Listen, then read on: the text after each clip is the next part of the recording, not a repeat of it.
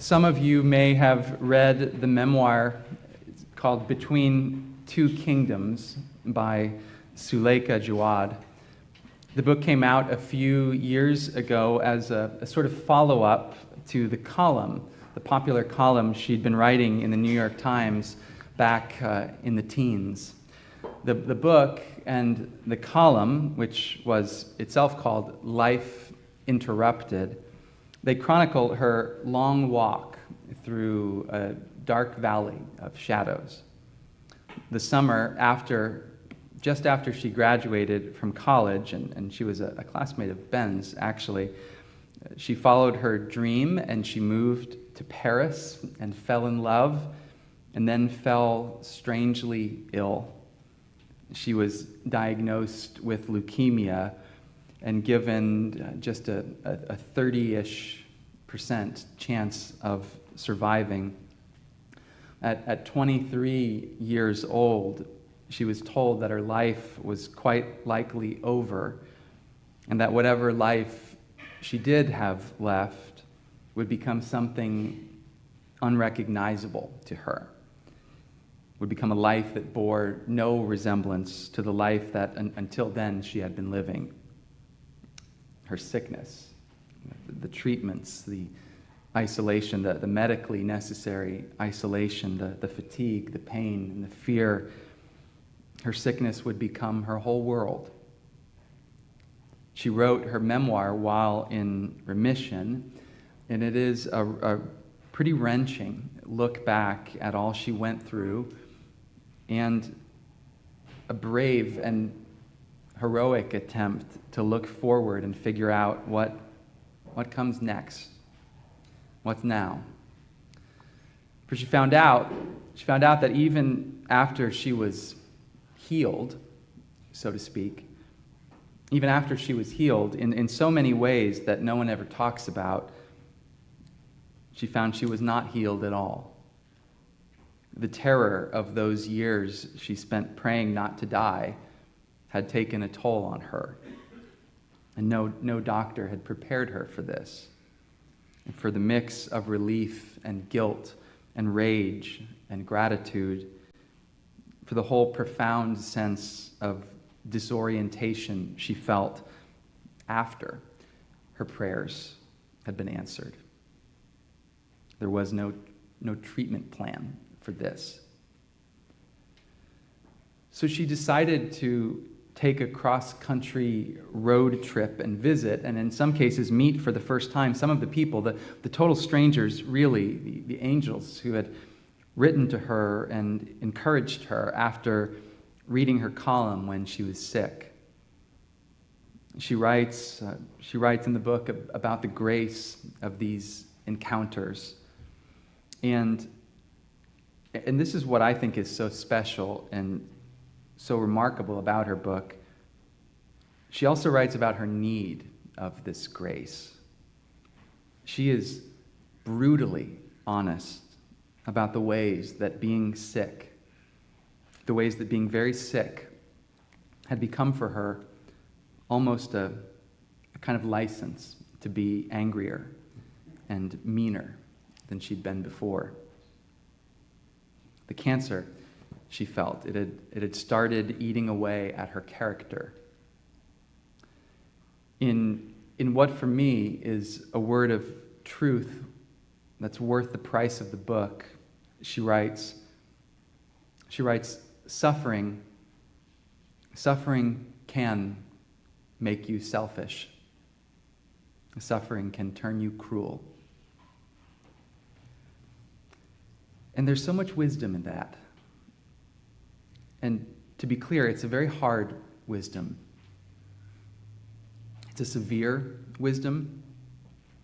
It's an almost astringent and burning wisdom where, we're accustomed to making all kinds of allowances for people who are in pain. If you're old enough, or sick enough, or sad enough, or scared enough, or have lost enough, or been through enough, we kind of give you a pass. You get a special dispensation to do or to say things that really no one should ever do or say, right? caregivers, whether husbands or wives, or grown children, or home health aides. They're expected to quietly and even cheerfully endure what sometimes is just totally unacceptable behavior from those of whom it's thought more cannot be asked. Compassion requires them to just put up with it. And, that seems right to me to the extent that it's right. When we hurt and when we are exhausted, it is a gift to have someone in our lives who understands that what is spoken in anger, that it may not be us talking, but rather the hurt or the exhaustion talking.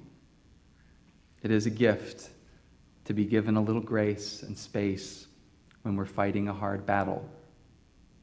And, for me anyway, nothing quite induces guilt and inspires corrective action and growth like a person showing me kindness even after I've treated them awfully. But of course, this can be taken too far, can't it?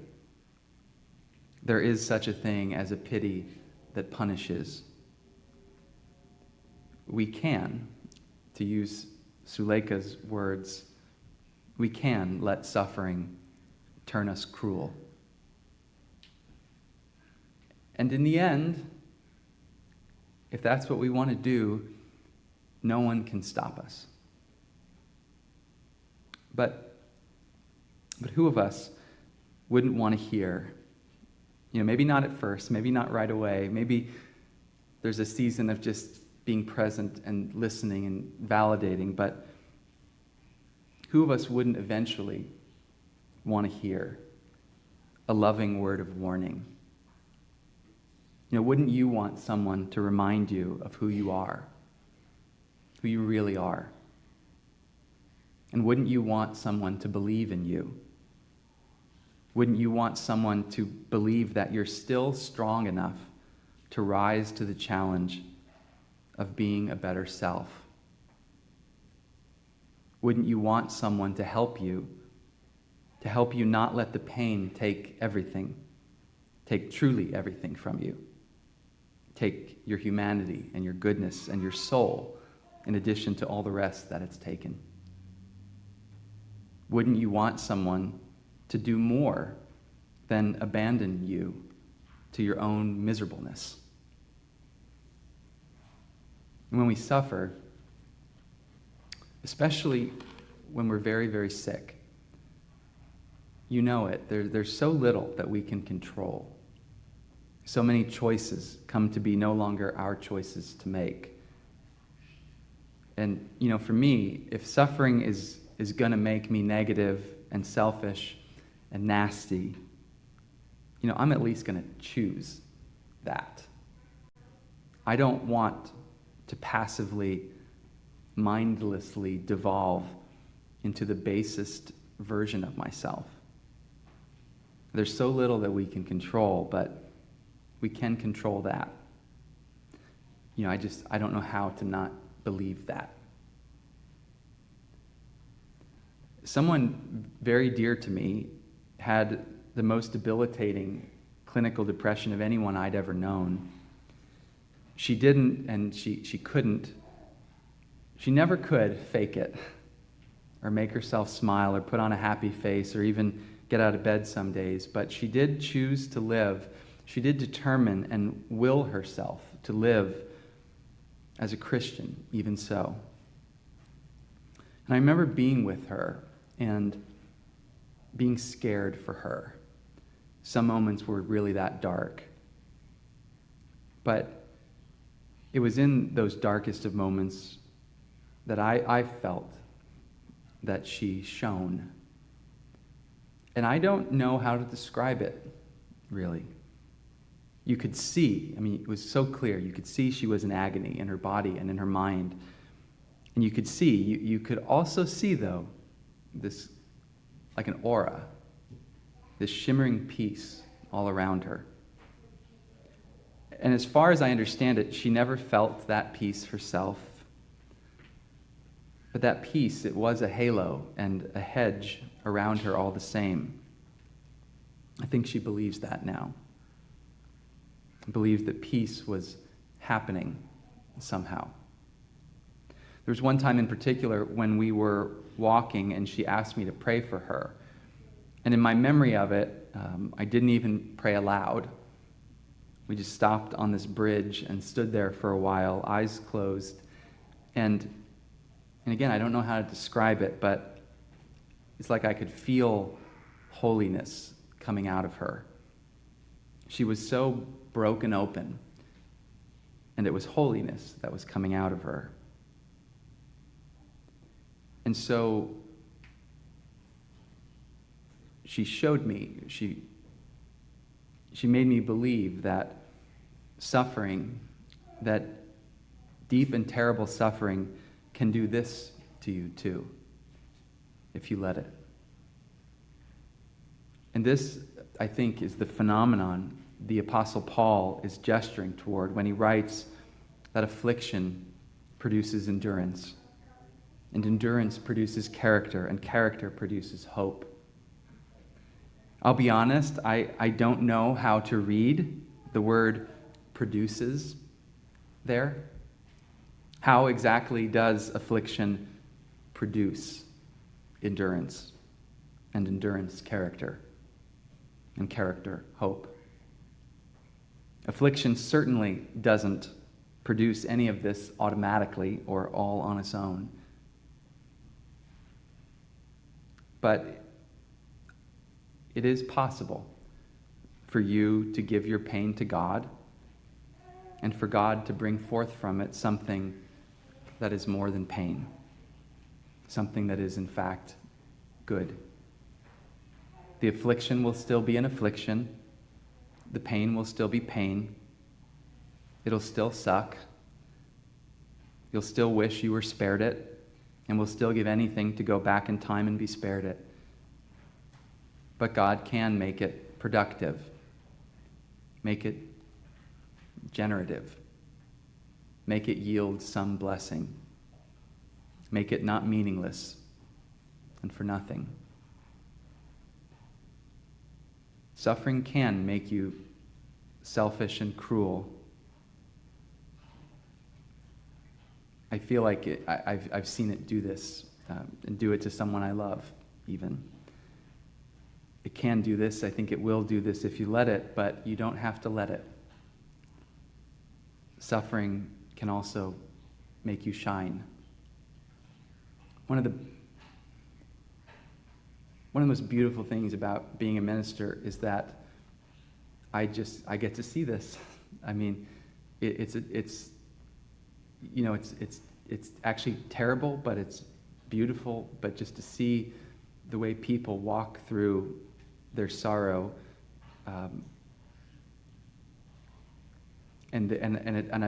some of them I'd never seen be more beautiful, and they don't see that in themselves, almost never, and certainly don't feel that. But wow, I'm pretty skeptical. I'm a cynical person, even, which maybe means I'm in the wrong line of work. But here is something that I believe with all my heart. I believe it with a full and unwavering and childlike faith. And I don't know why, but I just do. It's the most embarrassingly simple affirmation, and I've shaped my whole life around it. And in shaping my whole life around it, I suppose I'm also endeavoring to shape my death around it. It's God is good all the time. And all the time, God is good. I don't know if Dale or Ron ever made you do that as a back and forth, but that's how I first learned it, as a call and response. The pastor says God is good, and the people respond all the time. And then, as if there's sort of been a forgetting or a struggling to believe it, It happens again. The pastor says, and all the time, and the people bring it home. God is good. Our all the time good God can make even unimaginable pain a seedbed for good. Because that is who God is. Because that is what God does. And out of ground that has been watered with tears, God can make something beautiful and good grow. If the Apostle Paul is to be believed, and I think he is, God can use your pain to make you more caring, more compassionate, more generous, more soft-hearted, more gracious, more patient, more accepting, more centered, gentler, wiser, deeper, nobler, stronger. In my experience, and it's limited experience, nothing like Zuleika's or this friend, but even in my limited experience, there's quite a lot of mystery in this, and it takes the time it takes, and it isn't easy. It's maybe the hardest thing there is, but I believe, and I don't know how to not believe this, but in God's hands, sickness and pain and suffering truly can change us, and not only for the worst. All I know to do is to pray very simply and trustingly. Something like, God, open my pain to your light. Or something more simple still. Just, God, do something with this. And to pray it over and over again, 100 times. And I find that I'm praying a lot more like this lately, but you don't need the right words or a lot of words or any words when you pray, especially when you pray like this. Sometimes I think of it as like a sinking in prayer. It's just sinking in prayer, and that can be the way to go. You just take a few minutes and you sit in silence and you ask God to sink down deep into you, into every part of you, and ask God to sink down deep into the pain. And you just sit there in silence. And when you find yourself starting to think of something else, you gently call yourself away from that. Because all you're trying to do is just let God sink down deep into you, and let you sink down deep into God. All you're trying to do is relax into a quiet appreciation of God's presence. And I know some of you in the church actually do this, but the meeting house is open pretty much all day, every day of the week. You could even break in at night if you needed to. I think we canceled our security service. There's nothing worth stealing here. If you ever need to come in and sit and just be here in this holy place and sink into God's presence, please do. And I, as your pastor, I'd actually even advise you, any time that you've been someplace that's just a hard place to be, maybe at the hospital or at an assisted living facility or the doctors or therapy or a parent-teacher conference or whatever, even just, it's like sometimes you read the news every day, and especially this week, so much coming at you, You stop in and just sit alone for a minute or two and let the light come through the windows like it does and rest on you like it's the hand of God.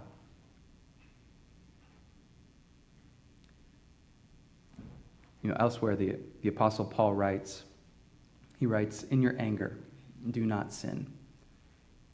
Like, you can be angry, that's okay, but you can't put that anger to bad use.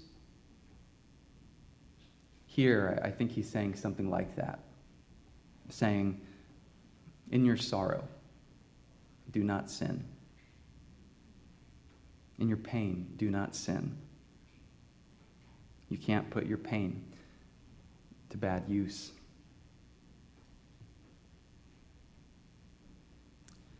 In gratitude to God, to the one who heals and transforms and mends and makes whole and transfigures. In gratitude to God, the morning offering will be given and received.